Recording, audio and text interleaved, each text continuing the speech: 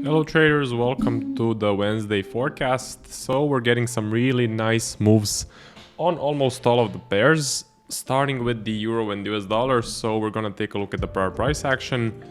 In the prior price action, I had no opportunity to take any trades. I did not have any pending orders on, but what I am seeing on a larger scale, I'm seeing an ascending channel. When we see an ascending channel, usually we expect the price to reverse in the opposite direction, and that's exactly what happened. So we got this really good move down.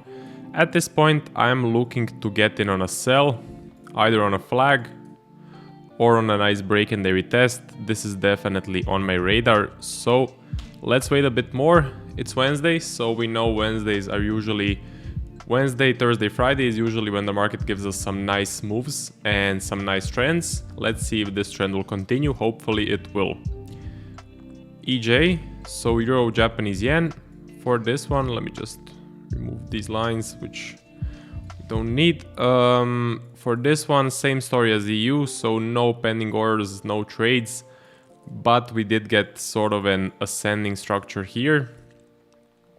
Basically, an ascending channel, so you can see the lows are being broken, and then we keep retracing, break, retrace, break, retrace, break, and then double wicks, retrace.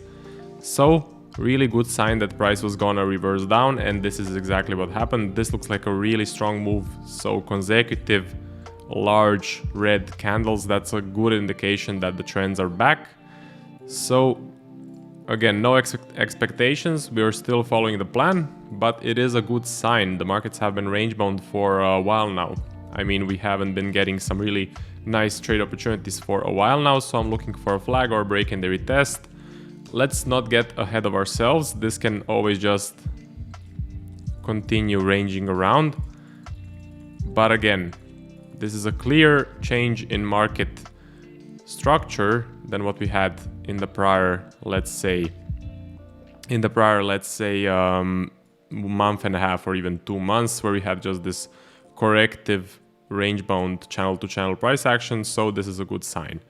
Aussie US dollar, so for this one, still stuck between the low and the high. This one does not have any potential just yet.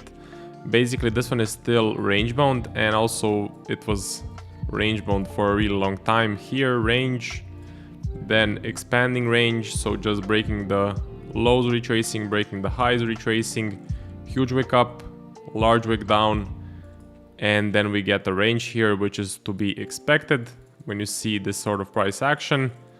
For this pair, this one is not on my watch list, it's not on my radar. I mean, I am watching it on top of every hour as on all of the other pairs, but it's not on my watch list like I have major interest in it. I'm just waiting for a break of the high or a break of the low, and then I will see what happens once we break out of the structure.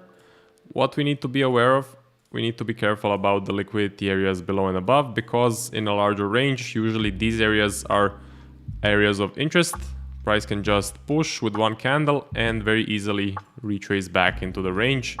So what we are looking for is a push and then a continuation. So at least 2 candles out of the range, 2 large candles out of the range is what I'm looking for. So that's about it for AU. Moving on, AJ, really good. So trending down as EJ, Japanese pairs have been dropping significantly. So that is definitely a good sign. Prior price action was heavily range bound.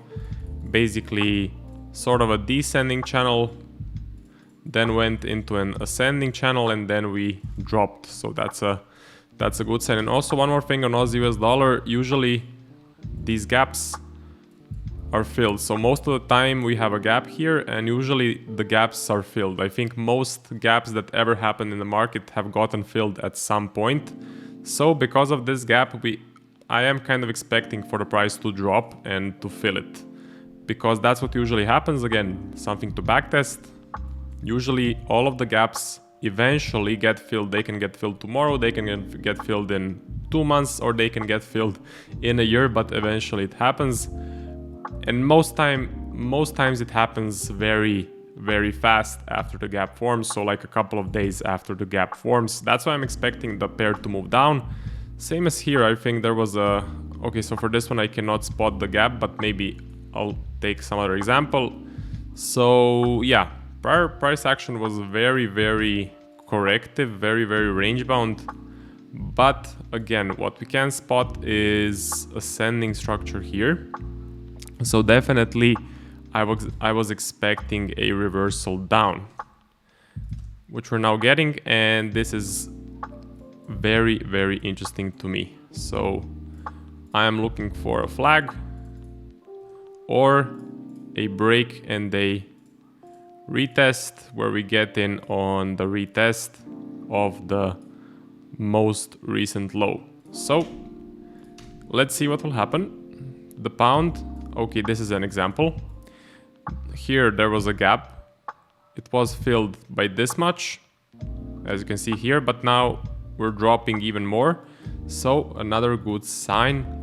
Potentially the gap will get filled even more, meaning the price will go down even further. No expectations, but I kind of can forecast that happening.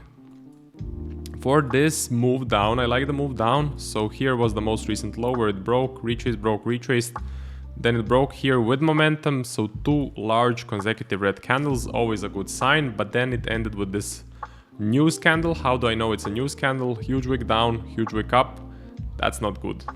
That's not a good sign. I'm expecting a range because of that weird candle. Definitely expecting something like this. And I'm being more patient, to be honest. With this sort of a candle, anywhere that I see it, usually it signals a larger range. So if a setup happens here, such as this one, I would be more patient.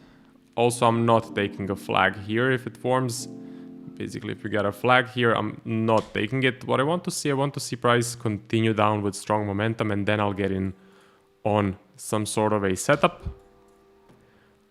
Price can also reverse, get a V reversal, range, push up, then look to buy. That can always happen, but again, it takes some time for that setup to form.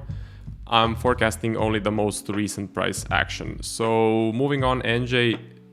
This one looks the same as AJ. I mean, it's like a copy and pasted pair. Basically, if you zoom out, descending on the larger scale, no opportunity for me anywhere inside of this price action. Then we ascended and now we dropped. So this is like the same as the Aussie Japanese Yen.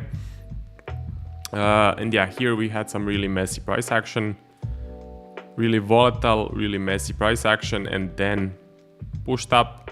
But after this push, so I think on most of the Japanese pairs we got this push up. But as you know, aggressive retraces are a big warning sign, and that's exactly what we got. We got an aggressive retrace here. So I did not want to take any trades after this aggressive retrace. And I just waited. Right now, there is a counter trend candle here. So you may be thinking I have an order on right here to sell. I do not. Why? Well, in order for the price to tag me in, it needs to go all the way to the upside.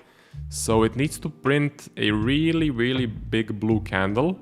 Now it can always just tap me in and drop, but usually if price manages to get all the way back up to this level, it would be a huge momentum shift. It would be bigger than almost all of the impulse candles. And definitely bigger than all of the candles in the prior price action except this one. Okay, but all of the others are smaller, would be smaller than the pullback size. So it would show me a shift in momentum to the upside. When I'm selling, I don't want to see a shift in momentum to the upside. I don't want to see buying pressure. That is exactly what this candle would show me. It would show me some large buying pressure. Just by the size of it, you can even... I much rather put on a line and compare the size, but you can even measure it. Okay, so let's do it like this. I think it's 47 pips, and 47 pips for this pair is a really, really big move. So yeah, I don't have an order on, but I would definitely like to take a sell if we get a nice flag, maybe an advanced flag, which looks like this. So basically we get an inside bar, then we get an outside bar, and then we get a red candle. That is our entry candle, and we sell on the red candle. And these formations are ultra high probability to sell. Most of them work out. They have a really good win rate, and they make some really nice profits, especially on this pair. So if that forms, I'm in all day. Even if a regular flag forms, I'm in, of course, depending if we get a huge wick here or not. And I would also like to see a break and day retest. That's also textbook setup, which would be very good to take. That's it for the forecast and trade recap. See you guys on Friday. Good luck with your trading. Now don't get impatient. Do follow your plan. This impulse may just retrace and it may give us a larger range. You never know. Anything can happen in the markets. So it's important not to get too trigger happy. I know we have been waiting for, I think, month and a half, maybe even 2 months now to get some good trades. But that's how it goes. We may wait for a month more. We may wait for even longer to get a nice trade, or we may get a nice trade today or tomorrow. You never know. But we look at it on a quarterly basis or on a yearly basis. I would much rather even look at it on a yearly basis. In a year, we'll get some nice percentage, nice profits. We'll make, I would say, at least 60% profits. That's kind of the minimum for an average trader trading the 1 hour chart with, let's say, the guerrilla trading strategy. And I think 60% is freaking awesome. So if that's the average or the minimum, then there is nothing to complain about. And yeah, let's keep following the plan, and I will see you guys on Friday in the next video.